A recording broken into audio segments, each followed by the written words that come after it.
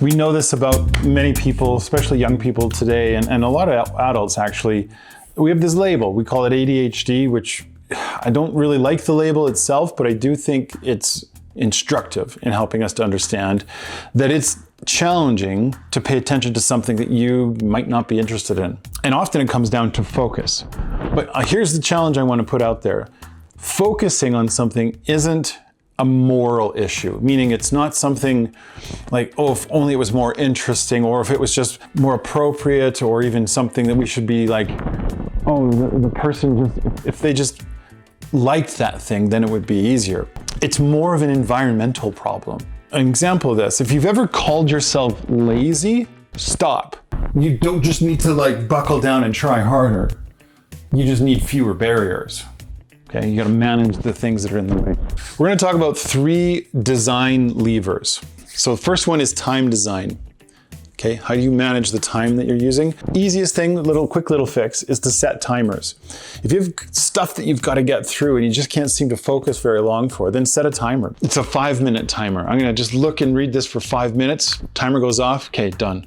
Step away from it, come back to it. Maybe you go back and reread it because you didn't quite get it the first time, but you do it in these little chunks. It's more about keeping momentum than it is about having the motivation. I want to just paint that picture really clearly for you. Anyone who's ever been on a hike understands this, because if you are able to just keep a slow pace but keep going through it all, okay, that's far better than going like 1 hour and then taking like a half-hour break and going another hour, right? Those people that go the 1 hour and stop, 1 hour stop, they end up burning out pretty quick, and they get much more tired as time goes on. But if you can keep a pace that's doable for a long time, you'll actually go there faster in the long run. Just a little way to think about time and managing time. Keep momentum with what you're doing rather than like try to get a whole bunch done and then take a big long break. I'm the first one to be guilty of that, by the way.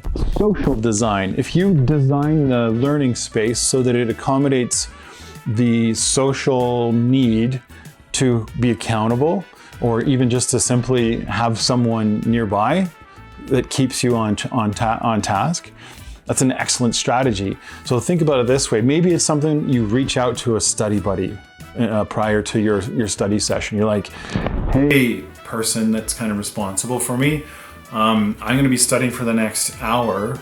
I'll check in afterwards and then feel free to ask me how it went. Hey, that's one way. Another one I've seen used lots is the body double.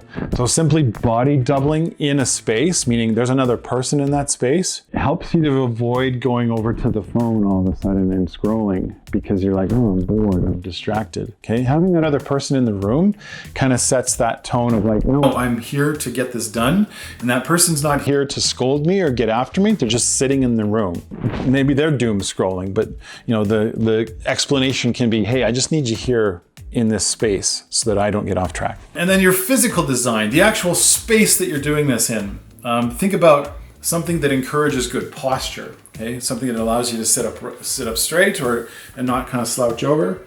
Or a space that gives plenty of lighting, where you've got access, especially to outdoor lighting. The sound is a big deal in the space that you are in. I actually have a space where I do most of my work, and I've installed soundproof or sound absorbing panels all over the walls for 2 reasons. One, I do a lot of my recordings in there, but I also set it up to absorb the sounds of the house so that I don't hear those sounds very easily. It bugs people that I don't hear all those sounds, but it actually really helps me to be kind of like, I've got to get stuff done here. If you're cueing your body as to what it's supposed to be doing by, oh, I'm in the space where I learn, I'm in the space where that's what happens here, your mind follows afterwards. So there's a little worksheet that has some examples in it, but I want you to go through each of these things: time design, social design, and physical design. And I want you to think about, for each of those levers, what is a thing that you could do to address some of those issues in your own space. It's a simple little worksheet. Go ahead, fill it in, or just do it with your mind and address each one by one. Think about what that would be for you. And then pause it, obviously, and come back.